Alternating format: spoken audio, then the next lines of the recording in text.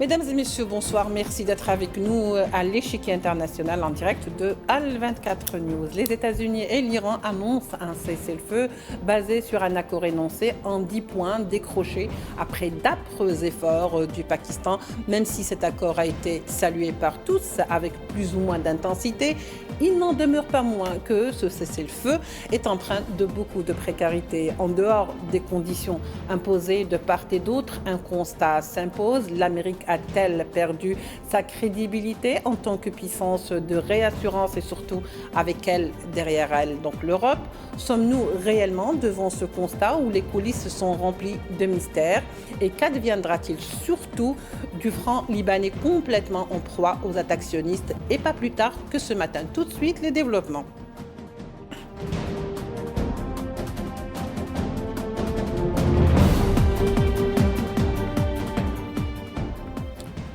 Pour en parler ce soir, nous recevons avec beaucoup de plaisir Hichem Lhamissi, analyste géopolitique et chroniqueur chargé de cours à la Suisse UMEF à Genève. Il est avec nous en direct depuis Istanbul où il se trouve et nous rejoint également Akram Khaliev, expert en questions sécuritaires. Messieurs, bonsoir, merci d'être avec nous.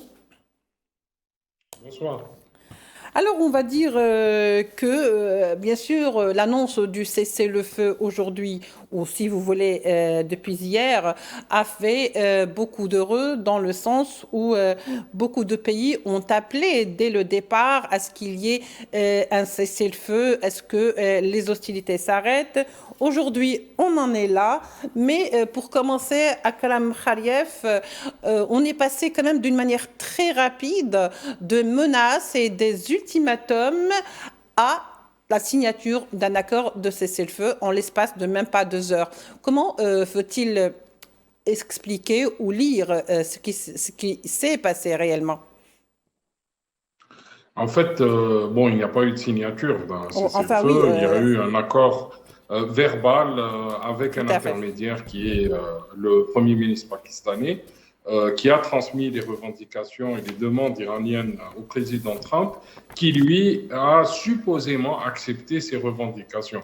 En fait, aujourd'hui, le président américain est revenu sur ses propos en éliminant énormément de demandes iraniennes et en disant que en réalité, donc la discussion portait uniquement sur le cessez-le-feu entre l'Iran et les États-Unis et non pas sur les autres points qu'il a jugés d'ailleurs quasiment irréalisables et inacceptables par les Américains. Donc, euh, on est passé d'un état de promesse de guerre quasiment à un état de quasi-paix le lendemain ou le soir même. Bon, ça, c'est à mettre au crédit du président Trump qui est avant tout un comédien qui use de ce genre de subterfuge pour influencer les marchés. Vous savez, c'est quelqu'un qui avait probablement décidé d'arrêter la guerre du côté américain, mais c'est quelqu'un aussi qui connaît l'importance des mots face au marché pétrolier, mais marché boursier aussi. Et donc, il utilise les provocations pour faire tout simplement ce qu'on appelle du pump and dump, donc Oui. de la provocation pour faire de la surenchère sur les marchés, les faire paniquer, faire s'écrouler les différents indices pour ensuite faire de la marge en annonçant des choses qu'il pense positives. Oui, au fait, il crée une sorte de stress quelque part pour faire bouger les choses. Il est donc dans cette analyse, on va dire à Kalam Khaliev, qu'il est beaucoup plus dans ce qu'on appellerait l'homme d'affaires qui joue avec la bourse beaucoup plus qu'il ne joue avec la guerre. Oui, c'est un initié. Hein. Ce qu'il est en train de faire, c'est de la manipulation de marché à échelle mondiale et à échelle industrielle. Donc, ça devrait être interdit. Ça devrait être aussi, ça ne devrait pas être la fonction d'un président élu, Absolument. encore plus celui d'une superpuissance nucléaire. Donc ça, il revient aux électeurs. On est à quelques jours de l'élection de mi-mandat et on est aussi à quelques jours de nombreuses échéances pour Donald Trump, c'est aux Américains de mettre la holà sur cette situation-là, qui est tout à fait inédite et qui est en train de jouer sur pas mal de choses. Vous savez, hier, les pays du Golfe ont passé une nuit terrible, hein. Tous les pays pratiquement s'attendaient à des frappes, s'attendaient donc à perdre l'électricité, les moyens de transport, etc. Et ça a créé un mouvement de panique, alors que je reste persuadé que le président Trump, dans sa tête, était déjà partant. Et je vous l'avais prédit il y a quelques jours, que les États-Unis allaient arrêter la guerre de leur côté à la 6e semaine. On y est. Au fait, c'est un peu ça aussi jouer à la guerre, sauf que peut-être cette guerre vraiment ne supporte pas qu'on reste dans le jeu et dans le jeu surtout exclusivement économique, exclusivement, je dirais, dans le gain. C'est-à-dire que d'autres font du gain pendant que d'autres subissent la guerre. Hichem Lamisi, dans ces cas-là, avec ce qu'on est en train de voir, finalement, il a fallu des menaces, ensuite les menaces ont été retirées, des ultimatums écourtés, parfois rallongés, et comme donc il y a une sorte d'avant, d'un pas en avant, 3 pas en arrière, finalement. Mais quelque part, comme disait Akram Khaliev, on savait tous, d'une manière ou d'une autre, qu'on était vraiment à 2 doigts d'aboutir à une conclusion, ou si vous voulez, un accord, même verbal, de cesser le feu.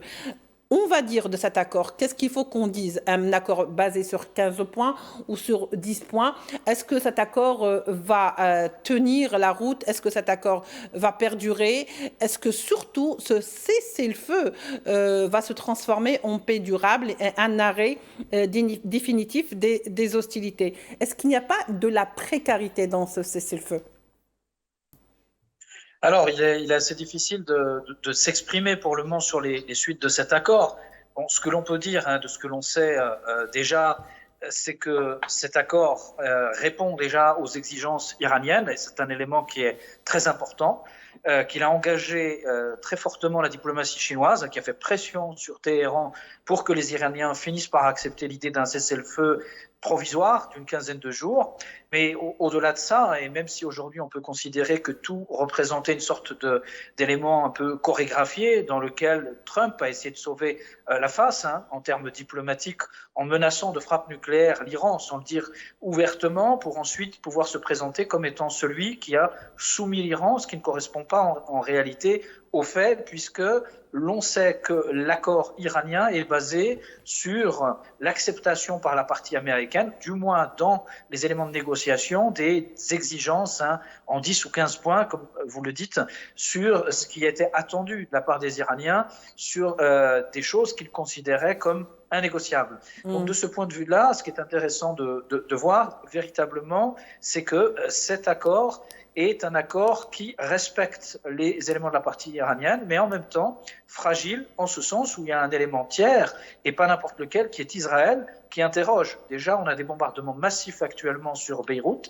les pires bombardements peut-être de l'histoire du Liban, avec des centaines de victimes civiles qui sont déjà répertoriées pour cette seule journée, qui nous laisse interrogateurs sur la suite et la pérennité de cet accord. En fait, l'inconnu, c'est Israël. L'inconnu Israël est dans une fuite en avant absolue, dans une logique messianique complètement folle, tenue par une majorité aujourd'hui d'extrême droite suprémaciste, qui ne souhaite pas en réalité que les États-Unis s'engagent de ce conflit, qu'en réalité, les Américains, d'un point de vue technique, ne sont plus en capacité de pouvoir mener comme ils le souhaitent, sauf à s'engager dans un conflit total, une guerre totale qui coûterait particulièrement cher à terme aux États-Unis.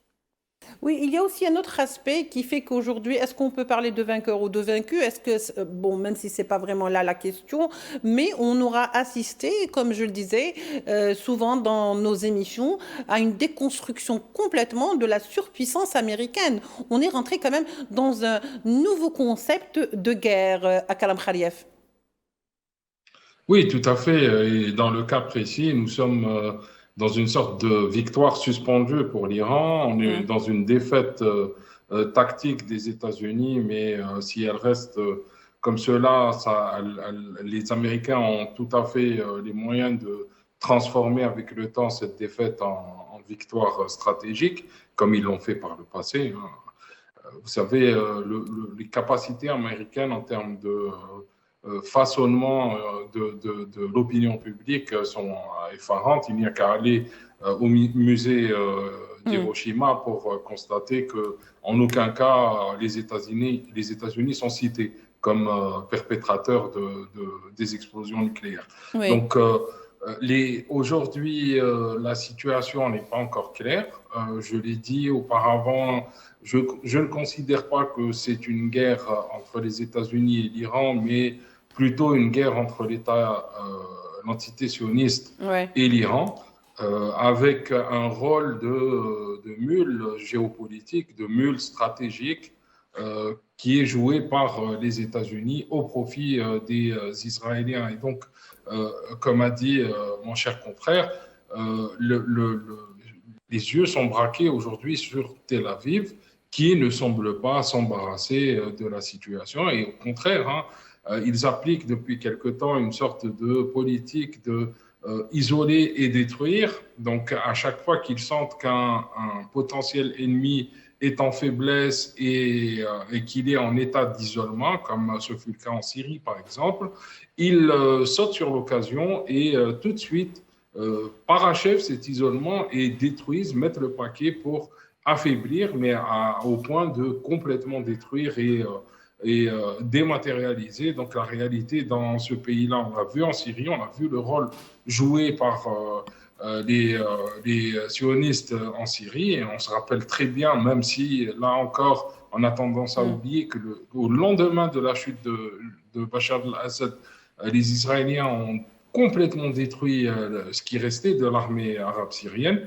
Donc toutes les défenses anti-aériennes, les navires, toutes les grandes bases, les dépôts de munitions étaient rayés de la carte. On est en train d'assister à la même chose aujourd'hui au Liban, mais sauf qu'au Liban, sous prétexte d'un repli stratégique du Hezbollah sur Beyrouth, les Israéliens en profitent pour réellement détruire le cœur historique de cette capitale arabe à un moment où on est supposé célébrer un cessez-le-feu et la paix. Oui, d'ailleurs, à ce propos, Kalam Khariev, l'entité sioniste, avec certains éléments rabbins de surcroît, se sont même emparés du patrimoine cultuel en Syrie, avec tout ce que cela engendrait donc comme richesse et surtout comme, je dirais, repère par rapport donc, au judaïsme. Ça, c'est juste un volet. Hichem Lamissi, alors on va dire que cet accord de cessez-le-feu prévoit plusieurs points. Certains parlent de 10, d'autres de 15. Toujours est-il que nous avons vu que ce sont toujours les mêmes points qui reviennent du côté donc de l'Iran, qui impose des préalables pour justement aller vers quelque chose de définitif, c'est-à-dire une paix durable. Et bien sûr, la question de l'uranium ou l'enrichissement de l'uranium a été posée avec beaucoup d'acuité, l'ouverture des détroits d'Ormuz par exemple. Alors on va dire, est-ce que vous pensez que ces demandes ou ces préalables ou ces conditions seront plus ou moins discutées, ou est-ce que vous pensez, comme vous le disiez tout à l'heure, qu'il y a des points qui sont carrément inacceptables du côté américain et aussi du côté iranien par rapport à certaines exigences américaines?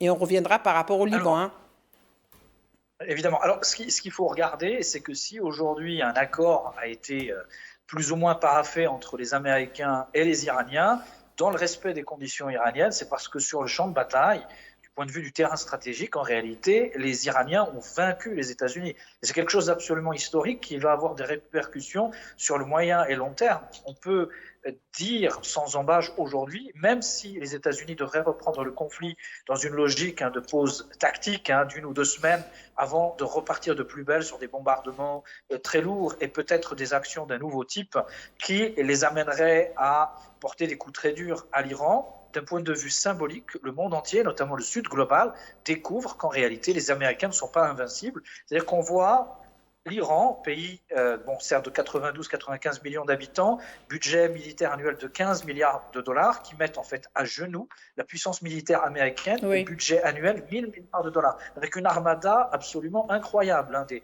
groupes aéronavals qui ont été engagés, 25 000 sorties aériennes, des quantités de bombes absolument hallucinantes, et pourtant l'Iran a tenu. Et même au-delà de ça, l'Iran est parvenu à rendre inopérable la quasi-totalité des bases américaines du Moyen-Orient, et c'est quelque chose d'absolument historique et incroyable. Vous imaginez bien qu'aujourd'hui, les Russes et les Chinois ne semblent plus avoir très peur de la puissance militaire américaine, qui ressemble de leur point de vue plus à un tigre de papier qu'à une réalité militaire aussi imposante qu'elle n'y paraît. Ça, c'est un point. L'autre point, sur toutes les conditions qui sont mises sur la table. En réalité, la question, j'ai envie de dire, c'est pas la question américaine, parce que les Américains ont cette capacité, comme l'a très bien dit Akram Khalilaf, de pouvoir créer en fait un narratif qui fasse accepter à la population américaine, entre guillemets, la sortie de crise. Et les Américains ont en réalité, d'un point de vue objectif, économique, stratégique, beaucoup plus d'intérêt à traiter avec l'Iran, qui est un pays important, qui a une profondeur historique, qu'Israël. La réalité aujourd'hui, c'est celle de savoir qui dirige qui. Est-ce que ce sont les Israéliens qui dirigent les États-Unis et qui sont à même, par la puissance de leur lobby, la capacité d'influence, la capacité d'infiltration des élites américaines, de faire en sorte que le conflit ne s'arrête pas, ou bien les Américains, dans un relan patriotique ou de réflexion stratégique qui les amène à reconsidérer la réalité de leurs intérêts profonds, soient capables de dire à Israël non.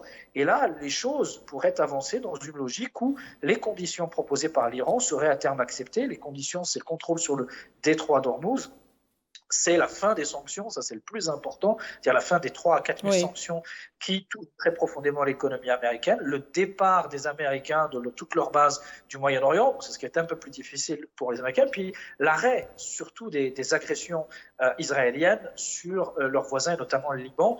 Et là, j'ai envie de dire que c'est un vœu pieux, c'est que peut-être que le conflit pourrait s'arrêter avec les États-Unis. En tout cas, il est certain qu'avec Israël, il n'est pas du tout terminé. Et j'en veux pour preuve les réflexions qu'il y a actuellement en Turquie, où je me trouve, et j'ai pu avoir des échanges avec différentes sources de responsables universitaires, sécuritaires et stratégiques. Il y a aujourd'hui, par exemple, du point de vue turc, une certitude absolue, c'est que la présence israélienne dans la région est un problème quasiment qui relève d'une question existentielle pour la paix dans la région et pour la Turquie. C'est dire à quel point nous en sommes aujourd'hui, et la Turquie se prépare d'un point de vue opérationnel et matériel à une confrontation directe avec Israël dans un conflit qui aura très certainement lieu en Syrie et qui paraît inévitable du point de vue turc. Tout cela pour dire qu'aujourd'hui, la vraie question, ce n'est pas les États-Unis, c'est Israël. Justement, la vraie question, c'est Israël. On va le voir ensemble, n'est-ce pas, Akram Khalilaf et Hichem, puisque de toute façon, l'accord qui a été proposé et qui a été donc annoncé par le Premier ministre pakistanais, Shehbaz Sharif, qui a dit que l'accord stipule que l'Iran et les États-Unis donc vont vers un accord. Ils ont accepté donc d'aller vers ce cessez-le-feu immédiat partout, y compris au Liban et ailleurs, avec effet immédiat. De l'autre côté, la réponse elle a été très claire et très rapide d'ailleurs de l'entité sioniste qui dit que l'accord de cessez-le-feu ne comprend pas le Liban, et là ils disent que ni le Hezbollah, donc parce que chaque fois que l'entité sioniste avait attaqué le Liban ou le sud du Liban, avait prétexté de la résistance donc du Hezbollah aujourd'hui. Finalement, ce qu'on se dit à Akram Khalilaf, c'est qu'on se rappelle, lorsqu'il y a eu cette guerre contre l'Iran, le début, l'armée, ou si vous voulez l'armée sioniste, on va le dire, parce qu'elle n'a jamais été une armée, elle n'a jamais réellement livré de guerre avec d'autres pays, si ce n'est s'être pris à des civils palestiniens.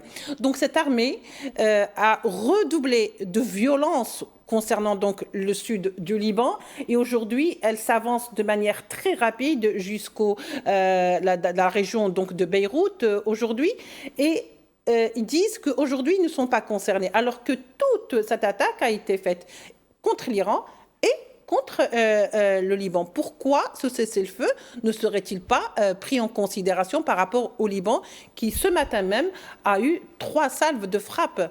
Donc comment faut-il expliquer ça? D'abord, les Iraniens n'étaient pas à la table des négociations, quand bien même il n'y a pas encore eu d'installation de table de négociation. Ils n'ont pas été conviés à la prise de décision quant à cet accord potentiel de cessez-le-feu. eux considèrent que la guerre est toujours en cours. Ils se réjouissent du fait de ne plus être bombardés par les missiles balistiques iraniens. Ça, ils ne diront pas non s'il y a un cessez-le-feu unilatéral du côté iranien, mais pour eux, il s'agit de jouer leur avenir, l'avenir du régime Netanyahou, l'avenir aussi du messianisme sioniste et de cette doctrine qui a fait tant de mal dans la région.